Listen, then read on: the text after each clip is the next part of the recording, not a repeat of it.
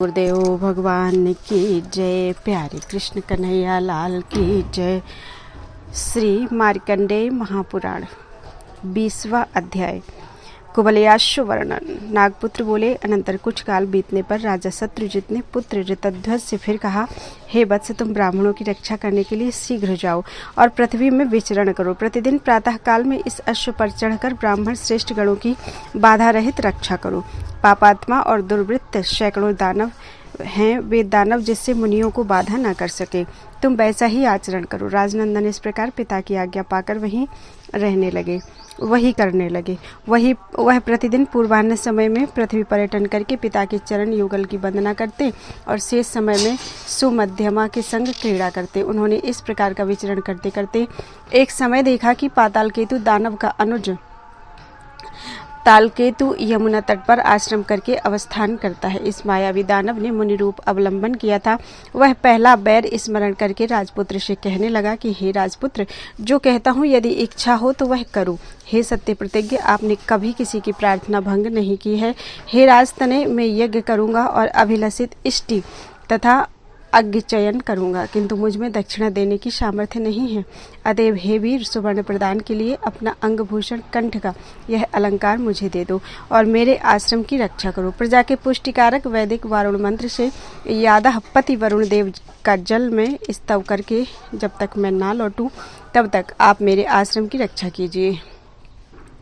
मैं शीघ्र ही आता हूँ। उन कहते हुए मुनि को प्रणाम करके उन्होंने अपने कंठ का भूषण प्रदान किया और कहा, हे महाभाग, विश्वस्त हृदय से जाइए। मैं तब तक इसी आश्रम के समीप रहूंगा जब तक आप लौटकर नहीं आएंगे। तब तक मैं आपकी आज्ञा अनुसार यहाँ रहूंगा।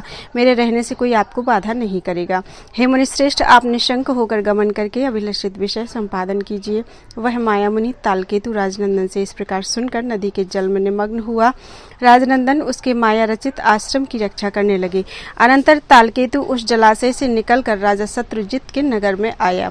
मदालसा और अन्य लोगों के सामने यह बात कहने लगा कि वीर कुवलयाश्व मेरे आश्रम के समीप तपस्वियों की रक्षा करते थे। उन्होंने किसी दुष्ट दानव के सहित यथाशक्ति युद्ध किया और ब्रह्म द्वेष्टा असुर पर प्रहार किया, परंतु वह उस पापात्मा दानव के माया रूपी शूल से वक्षस्थल में विदारित हुए हैं। उन्होंने उसके द्वारा मृतक होते समय मुझको यह कंठभूषण दे दिया है और वन में शूद्र तामसों के द्वारा अग्नि संयोग को प्राप्त हुए हैं और वह नेत्रों में आंसू भरे दुख से हिंसता हुआ घोड़ा उस दुरात्मा दानव ने ग्रहण कर लिया। उस पापात्मा नरसंस के द्वारा यह समस्त ही घटना देखी गई है। अब जो कर्तव्य हो वह समस्त उत्तरकालिक विधि संपादन कीजिए और यह हृदयाश्वासदायक उनका कंठभूषण ग्रहण कीजिए। मैं तपस्वी हूँ, मेरा सुवर्ण से क्या प्रयोजन है। इस प्रकार कहकर तालकेतु कुवलयाश्व का कंठभूषण स्थापन कर जहाँ से आया था वहीं को चला गया। अब वहाँ के मनुष्यगण शोक से पीड़ित और मूर्छित होकर गिर पड़े। फिर चेतना लाभ करके राजा राजमहिषी और अन्य सब राजस्त्रियां अत्यंत दुखी होकर विलाप करने लगी। मदालसा ने उनका कंठभूषण देखकर और स्वामी की मरण वार्ता सुन अत्यंत कातर होकर शीघ्र ही प्रिय प्राण परित्याग किया। तब राजा के भवन में जिस प्रकार क्रंदन ध्वनि हुई, उसी प्रकार पूर्वासी प्रजा के प्रत्येक भवन में रुदन का महाशब्द होने लगा। अनंतर राजा शत्रुजित पुत्रवधू मदालसा को भर्ता के वियोग से प्राण रहित देख विचार सहित मन को सावधान कर समीपवर्ती मनुष्यों से कहने लगे कि तुम कहो और हमको रोना नहीं चाहिए। मैं देखता हूँ कि समस्त प्राणियों के संबंध की अनित्यता है। क्या मैं पुत्र का सोच करूँ या पुत्रवधू को सोचूं? दोनों कृतकृत्य होने के कारण अशोचनीय है, क्योंकि जिस मेरे पुत्र ने मेरी शुश्रूषा और मेरे ही वचनानुसार ब्राह्मणों की रक्षा में तत्पर होकर जब प्राण त्याग किया है, तब उस पुत्र के लिए शोक करना बुद्धिमान को उचित नहीं है। जो देह अवश्य ही जाएगा, मेरे पुत्र ने उस देह को ब्राह्मणों के निमित्त त्याग किया है, तब वह शोचनीय नहीं है वरन कल्याणकारी है। और इस सत्कुलोत्पन्न ललना ने जब स्वामी का अनुगमन किया है, तब फिर वह भी शोचनीय किस प्रकार हो सकती है, क्योंकि स्वामी के अतिरिक्त स्त्री का अन्य देवता नहीं है। यह स्वामी के वियोग होने पर यदि जीवित रहती तो मेरे बांधव गणों की और अन्य दयावान मनुष्यों की शोचनीय दशा होती है। इसने जब स्वामी की मरण वार्ता सुनकर तत्काल प्राण त्याग किया है, तब वह पंडित गणों को अशोचनीय है। जो रमणी स्वामी के मरने पर भी जीवन धारण करती है वही शोक के योग्य है, और जो स्वामी के सहित गमन करती है वह तो कभी शोचनीय नहीं है, और जो कष्ट जानकर गमन नहीं करती वह अपने कुल को कष्ट देती है। उसने कृतज्ञता होने से भर्ता के वियोग का अनुभव नहीं किया। इस लोक और परलोक दोनों लोक के समस्त सुखदाता स्वामी को कौन स्त्री पराई समझती है।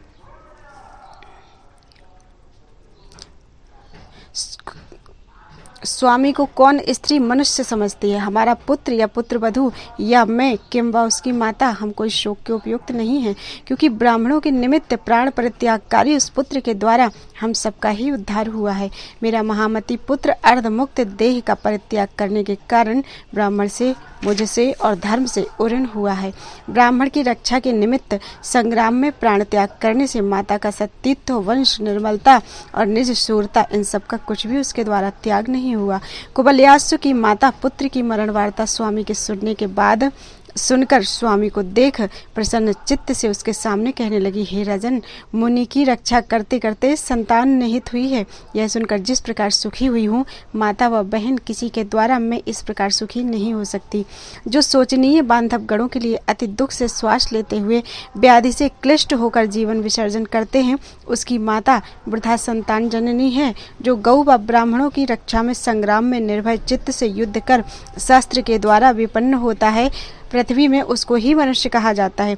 अर्थी, मित्र और शत्रुगण जिससे परांगमुख नहीं होते, उसी के द्वारा पिता पुत्रवान कहकर विख्यात होता है। पुत्र जब संग्राम में मृतक होता अथवा शत्रु को जीत कर लौटता है, तभी स्त्री के गर्भ क्लेश की सफलता होती है। नागपुत्रों ने कहा, अनंतर राजा शत्रुजित ने पुत्र वधू का संस्कार किया और नगर के बाहर स्नान करके पुत्र के उद्देश्य से उदगांजलि दी। इधर दानवाधम तालकेतु उसी प्रकार यमुना जल से निकल प्रणाम पूर्वक मधुर वचन द्वारा राजपुत्र से कहने लगा, हे भूपाल पुत्र, मैं आपके द्वारा कृतार्थ हुआ। आपने इस स्थान में अविचलित भाव से स्थित रहकर मेरा वांछित कार्य किया है। इस कारण महात्मा जलपति वरुण का यज्ञ कार्य जो मेरा अभिलषित था, वह मेरी माया से सिद्ध हुआ है। अतः एव हे राजपुत्र, अब आप जाइए। तब राजपुत्र मुनि को प्रणाम करके गरुण और वायु के समान विक्रमशाली उस घोड़े पर चढ़कर पिता के नगर में चले गए। इस प्रकार मदालसाख्यान वर्णन में 20वां अध्याय पूरा हुआ। 21वां अध्याय पाताल प्रवेश का वर्णन। नागपुत्र ने कहा, राजपुत्र ऋतध्वज ने पिता माता के चरणों की वंदना और मदालसा के देखने की इच्छा से शीघ्र नगर में पहुंचकर देखा कि पूर्ववासी मनुष्यगण अत्यंत उद्विग्न हैं, और फिर प्रसन्न मुख होकर उस समय विस्मित और प्रहष्ट वदन हुए और उत्फुल्ल नेत्रों से भाग्य भाग्य कहने लगे और परम स्नेह तथा कौतूहल से परस्पर को आलिंगन करने लगे। और उस राजपुत्र ने खिले नेत्र वाले अपने उत्तम मित्र को परम प्रेम से उस समय हृदय से लगाया।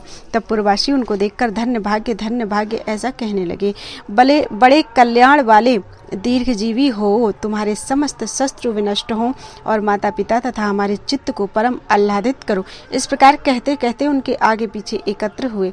उन्होंने उनसे परिवेष्टित और तत्काल आनंद से आनंदित होकर पिता के मंदिर में प्रवेश किया। तब माता पिता और अन्य बंधुगण उनको आलिंगन करके चिरजीवी हो यह कल्याणमय आशीर्वाद देने लगे। इसके बाद राजपुत्र ने उनको प्रणाम करके कहा, हे तात, यह क्या? इस प्रकार विस्मित चित्त से पूछा। तब उन्होंने राजपुत्र से सब वृत्तांत ज्यों का त्यों कह दिया। राजपुत्र उस प्राणप्रिय भार्या मदालसा की मृत्यु वार्ता सुनकर पिता माता को सन्मुख देख लज्जा और शोक सागर में निमग्न हो चिंता करने लगे कि हाँ, जब उस साध्वी बाला ने मेरी मरण वार्ता सुनकर प्राण परित्याग किया है, तब इस निष्ठुर मन वाले मुझको धिक्कार है। हाँ, मैं नृशंस और अनार्य हूँ जो उस मृगलोचना के बिना जीता हूँ। मेरे निमित्त जिसने प्राण त्याग किया है, उस मृगलोचना के बिना यदि मैं जीवित रहूं तो निसंदेह अत्यंत निर्दयी हूँ। फिर वह चिंता कर मन को रोक अत्यंत कातर होकर लंबे लंबे श्वास लेते हुए मोह को रोककर फिर चिंता करने लगे। उस कामिनी ने मेरे लिए प्राण त्याग किया है, मैं भी यदि उसके निमित्त प्राण त्याग करूं तो मैंने उसका क्या उपकार किया है। किंतु यह स्त्रियों को ही श्लाघनीय है। यदि हा प्रिय कहकर रोदन करूं, वह भी प्रशंसनीय नहीं है, क्योंकि हम पुरुष हैं और मैं बलवान होकर भी शोकाकुल और दीन होकर यदि रक्तहीन हो जाऊं तो शत्रु तिरस्कार करेंगे। क्योंकि वैरियों का नाश और पिता की सेवा करना मेरा एकमात्र कार्य है, कारण कि मेरा जीवन इन्हीं के अधीन है। अतएव यह जीवन परित्याग करना कभी उचित नहीं है। किंतु मैं विचार करता हूँ कि अन्य स्त्री गमन का भी मेरा त्याग है। यद्यपि इससे भी उस तनवंगी का कोई उपकार नहीं हो सकता, तो भी तो भी मेरा यही कर्तव्य है, इससे उसका उपकार हो अथवा अपकार हो, मैं इस प्रकार नृशंसता का आचरण करूंगा जिसने मेरे निमित्त प्राण तक त्याग कर दिया है, उसके लिए तो यह सामान्य कार्य है। नागपुत्र बोले, ऋतध्वज ने इस प्रकार निश्चय कर जलदान आदि करके और तदनंतर समस्त कर्तव्य क्रिया संपादन करके कहा, जब वह मेरी भार्या तनवंगी मदालसा नहीं है तो इस जन्म में दूसरी कोई स्त्री मेरी सहचारिणी नहीं हो सकेगी। मैं सत्य कहता हूँ कि उस मृग सावाक्षी गंधर्व तनया के अतिरिक्त मैं दूसरी स्त्री से संभोग नहीं करूंगा। यह मेरा सत्य वचन है। मैं उस सद्धर्मचारिणी गजगामिनी पत्नी को परित्याग कर अन्य किसी स्त्री को अंगीकार नहीं करूंगा। यह भी यथार्थ कहता हूँ। नागपुत्र बोले, हे तात, वह उस मदालसा के अतिरिक्त अन्य सब स्त्री संभोग त्याग कर स्वभाव और संपदा द्वारा अपनी समान अवस्था वालों के सहित सदा क्रीड़ा करते रहते हैं। हे पिता, उनके पक्ष में यही एकमात्र प्रधान कर्तव्य कार्य है। हे तात, इसमें किसी की सामर्थ्य नहीं है। यह ईश्वर को भी अत्यंत दुष्प्राप्य है, दूसरे मनुष्य की तो फिर बात ही क्या है। जड़ ने कहा, उनके इस प्रकार वचन सुनकर पिता नागराज अश्वतर अत्यंत विचार में पड़ गए और विचार पूर्वक हंसते हंसते दोनों पुत्रों से कहने लगे, सामर्थ्य से बाहर होने के कारण मनुष्यगण जो कर्म का उद्योग नहीं करते, उस उद्योग हानि से ही उनकी अत्यंत हानि होती है। अपना पौरुष नष्ट ना करके मनुष्य कार्य आरंभ करते हैं, क्योंकि दैव व पौरुष में ही कर्म की निष्पत्ति स्थित है। अतएव हे दोनों पुत्रों, मैं ऐसा करूंगा जिससे कार्य बने। मैं तपस्या का आचरण कर ऐसा यत्न करूंगा जिससे यह शीघ्र सिद्ध हो। पुत्र ने कहा, यह बात कहकर वह नागराज अश्वतर हिमालय पर्वत के प्लक्षावतरण नामक तीर्थ में जाकर दुश्चर तपस्या करने लगे। इसके उपरांत वह उसी में मन लगाए परिमित भोजन कर तीनों काल में स्नान करके वचन द्वारा सरस्वती का स्तवन करने लगे।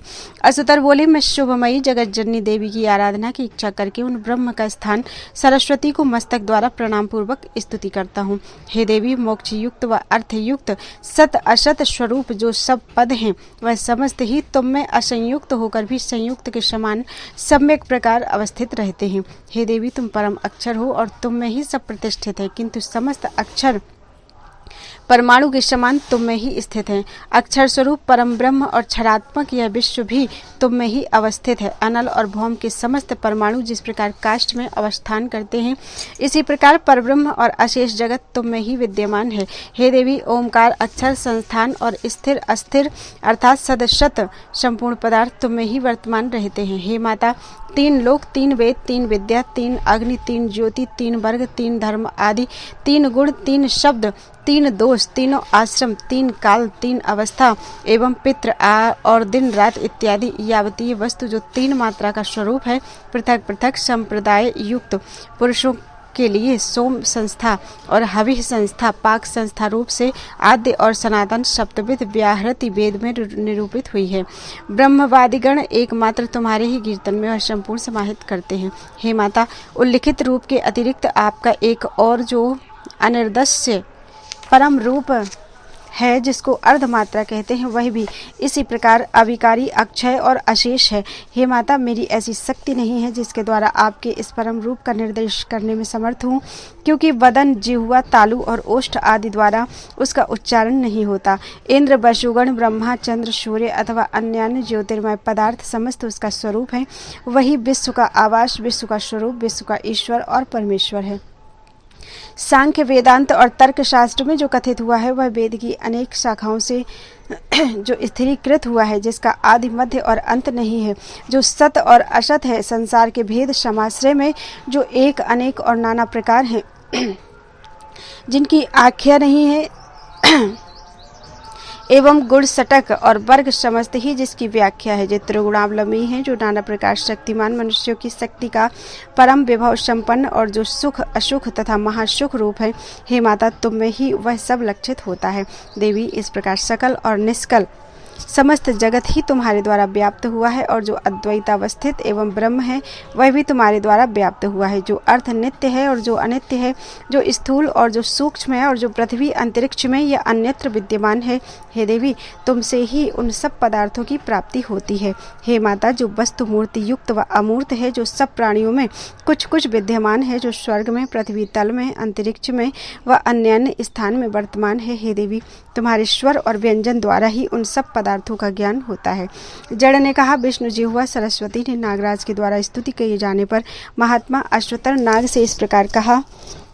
सरस्वती बोली, हे कंबल भ्राता उर्गाधिप, मैं तुमको वर दूंगी, अतएव तुम्हारे मन में जो इच्छा हो कहो वही दूंगी। अश्वतर ने कहा, हे माता, मेरे पूर्व सहायक कंबल और मुझे इन दोनों को ही समस्त स्वर का संबंध अर्थात श्रुति, ग्राम और मूर्छन आदि समस्त ही प्रदान कीजिए। सरस्वती ने कहा, हे पन्नग सत्तम, तुम और कंबल दोनों ही आज से मेरे प्रसाद द्वारा उत्तम गायक होगे और सप्त स्वर ग्राम के 7 राग 7 गीत समस्त मूर्छना प्रकार 49 प्रकार की ताल और 3 प्रकार के ग्राम, हे अनघ, तुम यह समस्त ही कंबल के सहित गान कर सकोगे।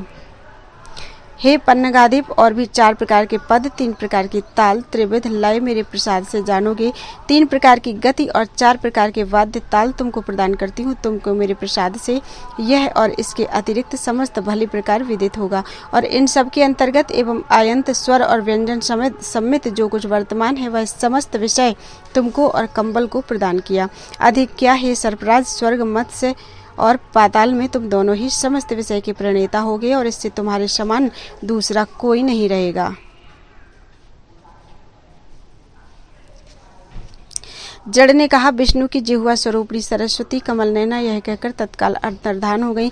फिर पन्नगराज उनको नहीं देख सके। उनके वर प्रसाद से दोनों भाई पूर्व कथित संपूर्ण विषय के ज्ञाता हुए। पद, ताल और स्वर आदि विषय में उनकी अद्वितीय व्युत्पत्ति उत्पन्न हुई। तब कैलाश शिखर में स्थित ईश्वर पापनाशी काम का अंग हरण करने वाले शंकर जी की तंत्रीलय सहित सप्तस्वर से गान कर आराधना करने लगे एवं वाक्य और इंद्रिय समूह संयमन पूर्वक महेश्वर की उपासना करने की इच्छा से प्रभात, मध्याह्न, सायंकाल और रात्रि में तत्परता सहित यत्न करने लगे। भूतपति महादेव जी ने बहुत दिनों के बाद संगीत द्वारा परम प्रसन्न होकर उन दोनों से कहा, तुम वर मांगो। तब कंबल के सहित अश्वतर ने प्रणाम पूर्वक सितिकंठ उमानाथ महेश्वर के से कहा, आप देवदेव त्रिनयन और सर्वशक्तिमान हैं। यदि हमारे प्रति प्रसन्न हुए तो हमारा अभिलषित यह वर प्रदान कीजिए। कुवलयासु की स्त्री मदालसा ने जीवन विसर्जन किया है। उसने जिस अवस्था में प्राण त्याग किया है उसी अवस्था में मेरी कन्या होकर जन्म ग्रहण करे। पहले उसमें जिस प्रकार शांति विद्यमान थी उसी प्रकार शांति हो और जाति स्मरण पूर्वत योगिनी और योग जननी होकर मेरे घर जन्म ग्रहण करे।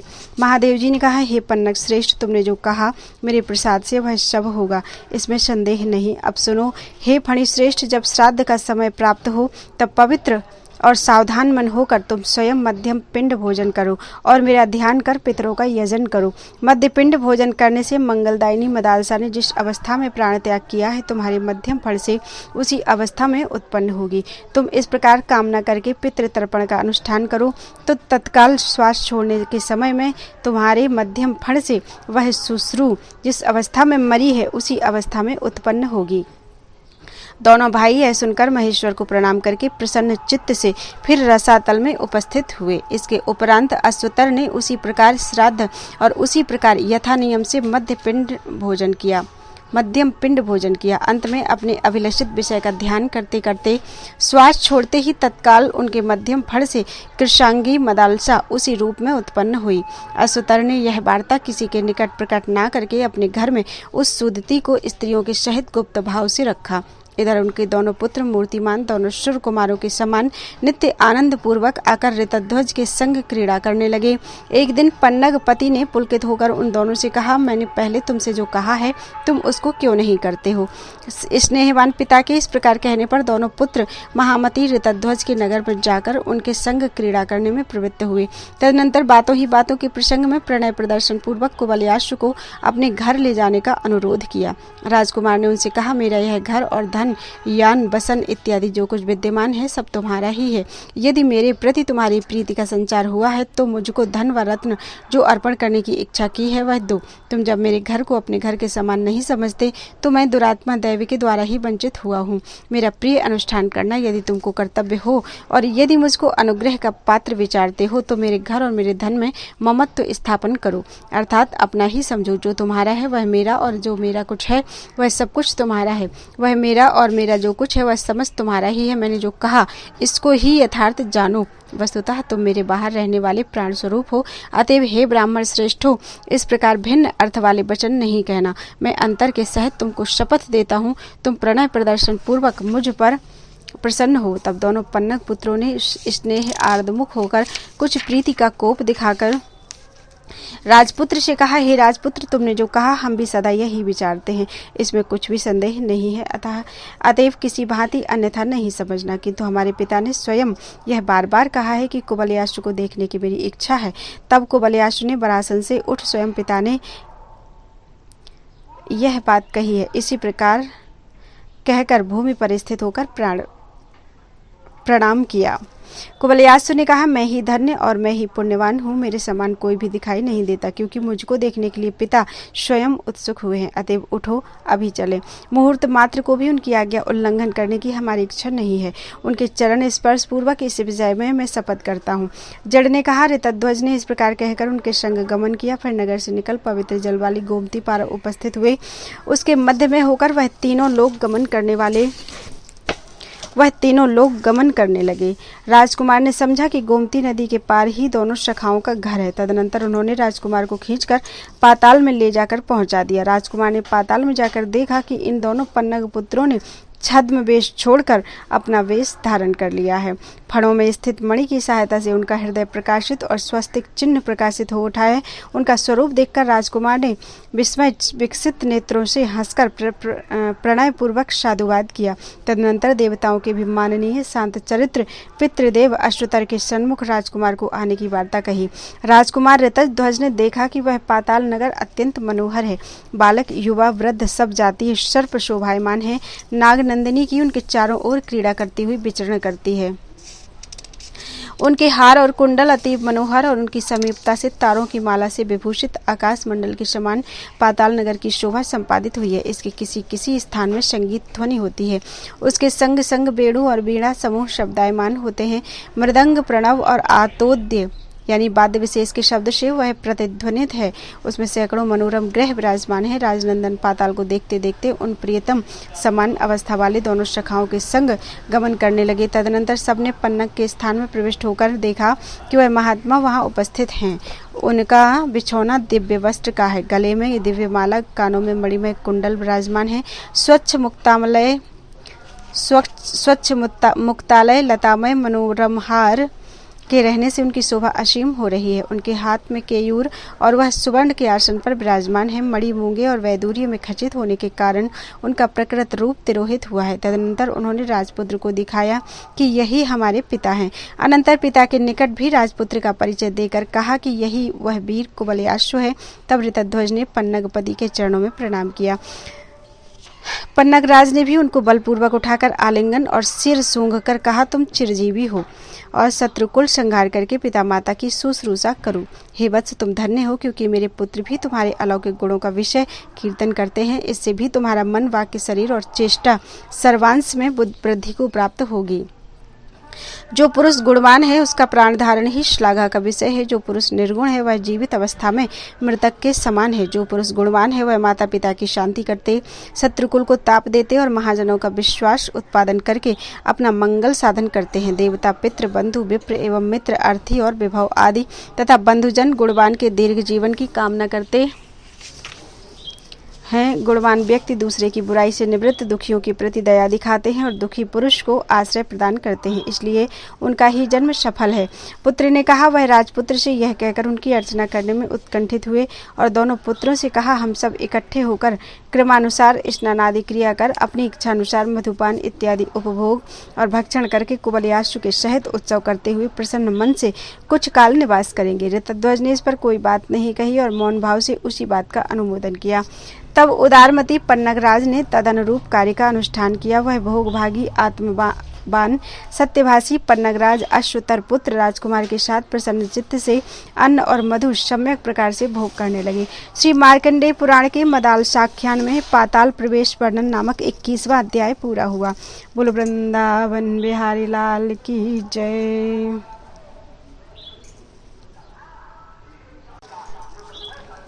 अध्याय 22 पाताल निर्गम वर्णन। पुत्र ने कहा, अनंतर पन्नगपति महात्मा अश्वतर के आहार करने पर उनके दोनों पुत्र और राजकुमार उनकी उपासना में प्रवृत्त हुए। तब महात्मा भुजंगाधिपति ने अनुरूप वचन प्रयोग पूर्वक राजकुमार को प्रसन्न करके कहा, हे भद्र, तुम मेरे घर आए हो। पुत्र जिस प्रकार संकट छोड़कर पिता से बातें करता है, उसी प्रकार तुम बातें करो। कहो, तुम्हारा क्या प्रिय करूं?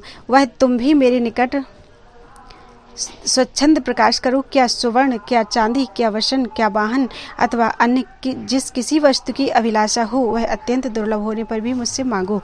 कुवलयाश्रु ने कहा, हे भगवान, आपके प्रसाद से मेरे पिता के घर सुवर्ण आदि समस्त वस्तु ही विद्यमान है। अभी तक मुझको ऐसी वस्तु का कोई प्रयोजन नहीं हुआ। मेरे पिता जब सहस्त्र वर्ष हुए इस पृथ्वी का शासन करते थे और आप भी पातालपुर में वास करते थे, कभी मेरा मन प्रार्थना करने पर अग्रसर नहीं हुआ, क्योंकि जिन पुरुषों के पिता जीवित हैं वही पुरुष धन्य है। इसी कारण जो यौवन काल में करोड़ करोड़ चित्त को भी सामान्य तृण के समान समझते हैं, वही परम पुण्यवान और वही स्वर्गीय महापुरुष हैं। विचार करके देखो, मेरे मित्रगण अनुरूप शिष्टाचार संपन्न है। मेरा शरीर भी रोग रहित है, यौवन भी है, क्या नहीं है। मेरे पिता विलक्षण धन संपत्ति के अधिकारी हैं और जिनके अर्थ नहीं है, उनका ही अंतःकरण याचना में लगता है। किंतु मेरे यहाँ धन का अभाव नहीं है, इसलिए मेरी रचना याचना करने में उद्यत क्यों हो? मेरे घर धन है व नहीं, जिनको चिंता करनी नहीं पड़ती, और जो कोई पिता रूपी वृक्ष की भुजलता की छाया में रहते हैं, वही यथार्थ में सुखी हैं। किंतु जो कोई बाल्यकाल से पितृहीन होकर परिवार के भरण पोषण में नियुक्त होते हैं, मेरे विचार में विधाता ने उन सब पुरुषों को सुख स्वाद से भ्रष्ट करके वंचित किया है। मैं आपके अनुग्रह से पिता के दिए हुए असंख्य धन रत्न आदि अपनी इच्छानुसार प्रतिदिन अर्थियों को देता हूँ। विशेषकर जब अपनी चूड़ामणि द्वारा आपके चरण कमलों का स्पर्श किया है और आपका अंग संग लाभ किया है, तब यहाँ वह मुझको समस्त ही लाभ हुए, इसमें संदेह नहीं। पुत्र ने कहा, पन्नगराज इस प्रकार विनय युक्त वचन सुनकर प्रसन्नता सहित अपने दोनों पुत्र के हितकारी उन राजपुत्र से कहने लगे, यदि मुझसे सुवर्ण रत्न आदि लेने की तुम्हारी इच्छा ना हो तो और कुछ जिससे तुम्हारा आंतरिक प्रीति का संचार हो, वह कहो, मैं तुमको वही दूंगा। कुवलयाश्रु ने कहा, हे भगवान, आपके प्रसाद से मेरे घर में प्रार्थनीय समस्त ही वस्तु विद्यमान है और विशेष करके इस समय आपका दर्शन करने से वह भली भांति समस्त वस्तु मुझको प्राप्त हो गई है। आप देवता हैं, मैं मनुष्य होकर भी जो आपके अंग संग को प्राप्त हुआ, इस समय अपने को कृतार्थ मानता हूँ और इससे मेरा जीवन धारण करना सफल हो गया। हे पन्नगेश्वर, आपकी चरण रेणु ही जो मेरे मस्तक के स्थान पर अधिकार किया है, इससे मुझको कौन सी वस्तु नहीं मिली।